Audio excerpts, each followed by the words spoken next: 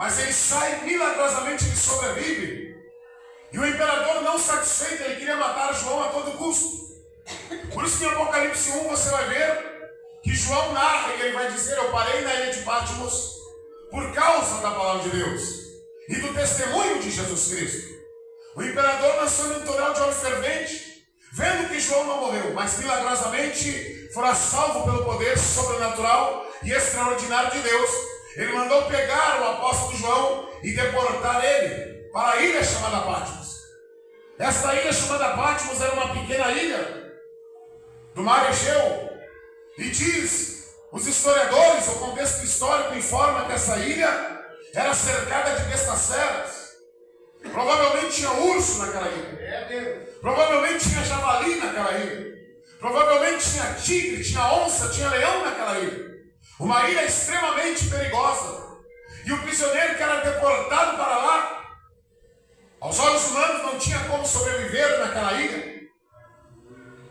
Era uma ilha também rochosa, cercada de montanhas rochosas. E a tradição diz que pegaram o apóstolo João com cerca de 90 anos de idade, levaram ele no topo daquela montanha rochosa e, segundo a tradição, atiraram o apóstolo João lá de cima. Mas a tradição informa que novamente, milagrosamente, através do poder sobrenatural de Deus, através de um grande livramento que Deus proporcionou ao apóstolo, ele sobreviveu naquela ilha e continuou pregando a palavra de Deus naquela ilha. Deus transformou a ilha de Patmos no palco da sua revelação. O que era para gerar morte gerou vida para João, e o nome do Senhor foi glorificado naquela ilha. E a história diz então que depois que João escreve o Apocalipse na ilha de Patmos, novamente o imperador Domiciano mandou deportar João para a cidade de Éfeso. E segundo a tradição, ela informa que João morreu em Éfeso com cerca de 100 anos de idade.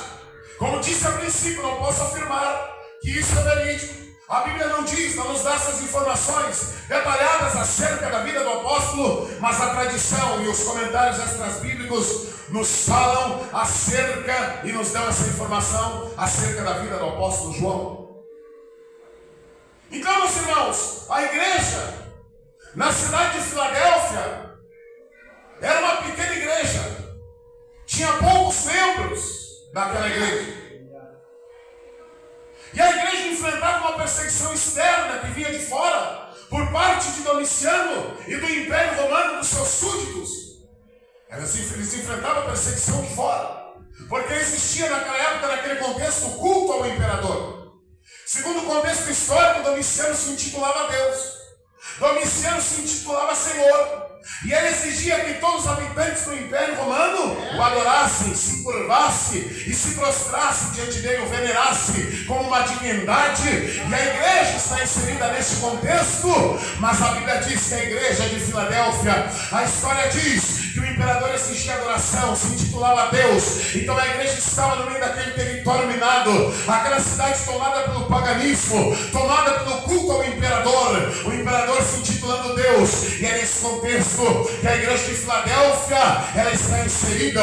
Mas a Bíblia diz que mesmo neste bombardeio, a semelhança de Daniel, Misael, Ananias e Azarias, que estavam longe da pátria do Deus de Israel, exilado, cativo, estava em meio à Babilônia, tomada pelo paganismo, sob pressão de Nabucodonosor, e disse: se vocês não se prostrar diante da minha estátua, diante da minha imagem, vocês serão lançados na fornalha de fogo ardente, vocês serão incinerados, vocês vão virar cinza.